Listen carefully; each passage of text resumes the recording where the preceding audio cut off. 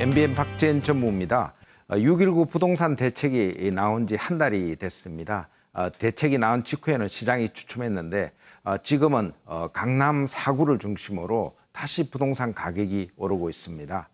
부동산 대책 약발이 다한 건지 오늘 고종환 한국자산관리원장과 한번 알아보도록 하겠습니다. 원장님 안녕하세요. 네, 안녕하십니까. 고종환입니다. 그 부동산 대책 약발이 거의 뭐 한 달도 못 가는 것 같은데 왜 그런 건가요? 그렇죠. 이유가 두 가지로 보입니다. 우선 부동산 경기 얘기는 10년 법칙, 10년 주기설이 존재하거든요. 그러니까 부동산 경기도 사이클이다 이런 말이 있죠. 예컨대 한 5, 6년 정도 상승하면 4, 5년 정도 하향 안정되는 사이클인지 주기적으로 발견이 된다고 볼 수 있죠. 지금 주택 경기만 놓고 보면 2013년부터 수도권은 상승했거든요. 그렇게 본다면 지금의 경기 상승은 2018년까지 내년까지 이어질 확률이 높다 이렇게 전망이 되고요. 그 얘기는 결국은 주택 경기의 그 상승 에너지가 살아있다 이렇게 볼 수 있죠. 그런 측면이 하나 있고 두 번째는 이번에 그 나왔던 6.19 대책은 우리가 이제 그 정책을 분석하는 입장에서 본다면 저강도, 중강도, 고강도, 초고강도 이렇게 분석을 할 때 중강도 대책이었어요. 그러니까 분양권 전매를 제한하고 또 재건축에 대한 규제 이런 것들이 있었던 거거든요. 근데 이 정도의 규제를 가지고는 시장을 안정시키는 데에는 한계가 있다. 이렇게 볼 수밖에 없죠. 그래서 지금 6.19 대책은 한마디로 우리 이제 전문가들 사이에서 절반의 성공에 그쳤다. 그리고 과거의 경험을 볼 때도 한 번 대책이 나와서 시장을 안정시킨 적은 없었다. 이렇게 볼 수 있죠. 그러면 지금 강남 쪽에 그 부동산 시세는 지금 어떻게 좀 움직이고 있습니까? 네, 요동치고 있죠. 그러니까 이제 6.19 대책이 나오고 나서 개포나 반포, 잠실 이런 지역의 재건축 가격이 뭐 적게는 2, 3천, 많게는 5, 6천 정도 떨어졌었어요. 그래서 이제 드디어 이제 정부의 규제 대책 영향이 약발받는구나 이렇게 이제 평가가 나왔잖아요. 그런데 비수기임에도 불구하고 3주가 지나자마자 다시 재반등한 거예요. 그래서 정고점을 돌파한 곳이 많아요. 그러니까 결국은 이제 약발이 당한 거 아니냐 이렇게 다시 또 부동산 가격이 재반등하니까 상승 추세가 나타나는 게 아니냐 이런 이제 우려의 목소리도 좀 나오고 있는 것이죠.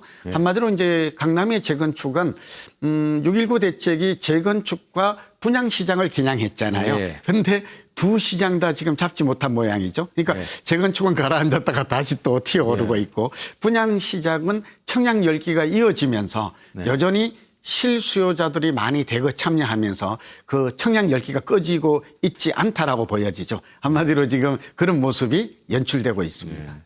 그 강남만 그런 게 아니라 요즘 또 강북 도심의 신축 아파트들이 가격이 많이 오른 것 같아요. 그 강화문에 그 24평짜리 뭐 자이 아파트가 뭐 9억을 넘었다고 그러던데. 그렇죠. 지금 이 강북 쪽에 이런 시세는 왜 어떻게 그런 해석을 해야 되는 거예요? 한마디로 이제 풍선 효과라고 그러죠. 그러니까 이제 제가 이전에도 박정훈님 기억하십니다만 이전 방송에서 제가 이제 강남보다는 강북에 관심을 가져라 이런 얘기를 했잖아요. 딱 그 현상이 나타났고. 그러니까 과거에도 보면 강남이 뜨겁게 달아오르고 난 뒤에는 이제 확산 효과라고 그래서 그게 강북에 말하자면 광화문이라든지 용산이라든지 이런 지역으로 전이 확산된 경우가 많았다라는 점이고 특히 이번에 6.19 대책이 나오고 나서 이제 이런 투자 수요가 강북으로 이동했다. 이렇게 풍선 효과죠. 규제가 좀 덜한 곳으로 또 가격이 덜 오른 곳으로 옮겨갔다. 또 이것은 오피스텔이 많이 올랐던 것으로도 이제 확인이 되고 있죠. 그러니까 오피스텔은 아파트보다는 청약보다는 규제가 덜 하잖아요. 이것도 소액 자금으로 접근이 가능하고 또 1인 가구가 늘어나니까 은퇴자들이나 주부들이 임대 수익 목적으로 많이 매입을 했죠. 그러니까 상대적으로 이제 규제를 피해서 풍선 효과가 나타나고 있고 그게 혜택 중에 하나가 강북이다. 특히 광화문 지역이 가장 큰 수혜를 용산과 함께 잇고 있다. 그렇게 분석이 됩니다. 그런데 이제 뭐 다른 데는 다 오르는데 이제 요즘 그 수도권 주변에 그 분당이나 일산사는 우리는 아파트 가격이 오히려 10년 전보다 뭐 못 올랐다. 그런 이야기를 하는데 그거 좀 어떻게 봅니까? 그렇죠. 분당에서. 그러니까 이제 서울이나 이제 부산이나 광주 이런 세종 이런 곳들은 정말 좋았잖아요. 전고점을 돌파했고 물가 상승보다 높게 상승했는데 가장 좀 덜 오른 지역 서해 지역이죠. 그중에 하나가 그게 분당과 일산 일기 신도시예요. 이게 판교라든지 미래 신도시라든지 이런 도시는 오히려 뜨겁게 달아올랐죠. 그런데 반면에 소외된 이유가 있어요. 두 가지 이유가 있어요. 하나는 이 지역들이 지은 지 20년이 되어 가면서 좀 낡았어요.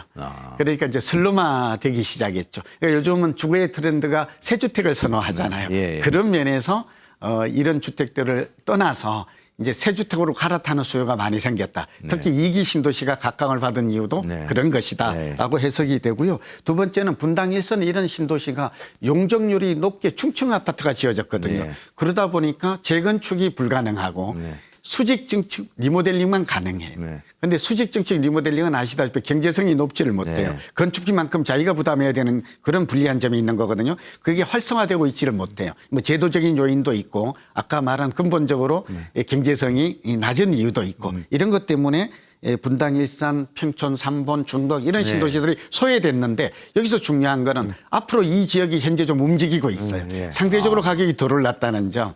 앞으로 이제 여기에 리모델링을 해도 어느 정도 지금 집값이 주변에 많이 올랐기 때문에 새 주택으로 변신할 수 있다는 기대감. 그다음에 전세 가격이 너무 많이 오르니까 실수요자들이 좀 낡았지만 이들 지역으로 이동하는 그런 자가주택 수요도 꽤 발생하고 있어서 지금부터는 상당히 좀 긍정적으로 상승 움직임을 나타낼 것으로 전망이 됩니다.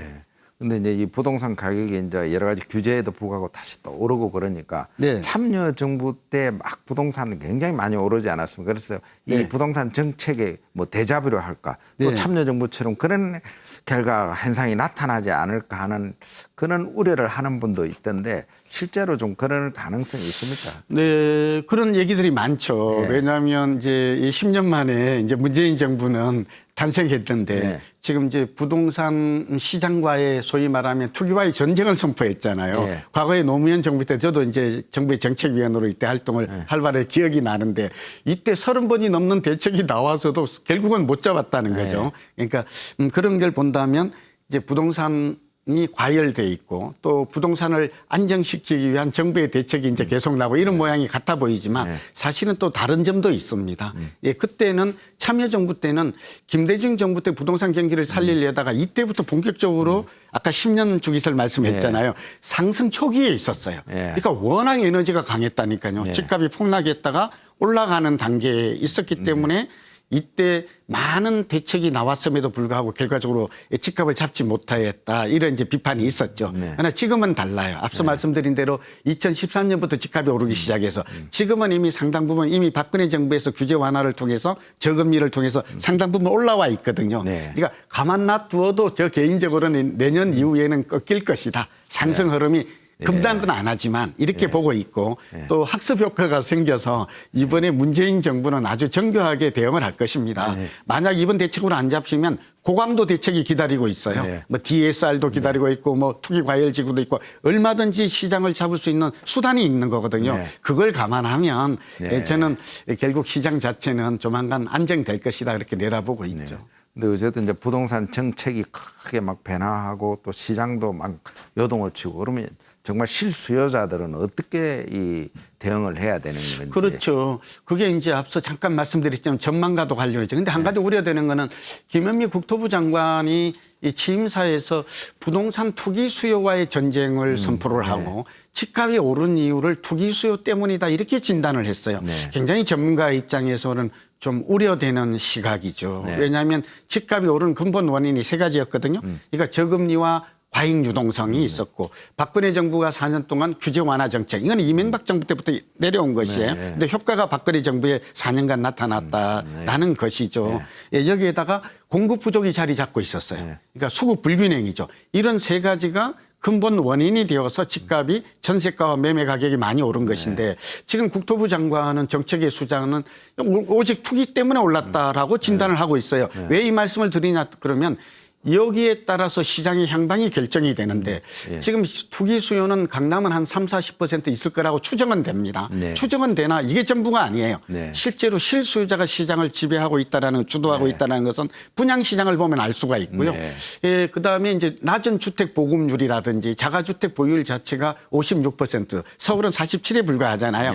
그래서 이제 제가 좀 조언을 드릴 것은 정부가 어떤 대책을 내놓느냐. 그러니까 종합 대책을 내놓아야 돼요. 그러니까 공급도 늘리면서 투기 수요도 작고 그다음에 여기에 따른 금융 비제도 적절하게 한다면 시장은 안정세로 조만간 안정세를 찾을 가능성이 높다. 이렇게 진단이 되고 그리고 사이클 측면에서도 부동산 경기는 2018년 내년을 고점으로 해서 꺾일 가능성이 많다고 그랬잖아요. 그렇게 본다면 실수요자들은 지금은 공격적으로 내 집을 마련하거나 투자 목적으로 접근하는 것은 좀 신중할 필요가 있다. 이렇게 생각이 들고 다만 새주택 중소형 아파트는 아직도 공급이 부족해. 이게 뭐를 알 수 있나 그러면 주택 보급률이 적정한 보급률이 105%인데 전국적으로는 102, 서울이 96에 불과해요. 수도권 전체도 98.6%예요. 그러니까 일부 공급 과잉 지역이 있죠. 그게 어디입니까? 용인, 화성, 평택 이런 지역들, 남양주, 김포 이런 지역들은 일부가 공급이 내년 이후에 입주 물량이 과다한 건 맞아요. 그러나 나머지 지역은 특히 서울은 그러하지 않거든요. 그렇게 본다면 두 가지인데요. 좀 혼란스러울 수 있습니다만 실수요자들은 여전히 신규 분양이나 경공매를 통한 내 집 마련 전략은 장기적으로 여전히 유효하다. 분양 가격이 또 떨어지기는 어려워요. 지금 물가가 상승되는 걸 감안하면. 다만 단기적인 시세 차익을 노리고 강남의 재건축이나 이렇게 접근하는 그리고 대출을 무리하게 받은 전략은 상당히 투자의 위험이 커질 수 있다. 그런 관점에서 시장에 접근하는 전략이 바람직하지 않을까 생각됩니다. 오늘 좋은 말씀 감사합니다. 감사합니다. 지금까지 고종환 한국자산관리원장과 6.19 부동산 대책 이후의 시장 흐름에 대해서 알아봤습니다. 박대현의 경제노트였습니다.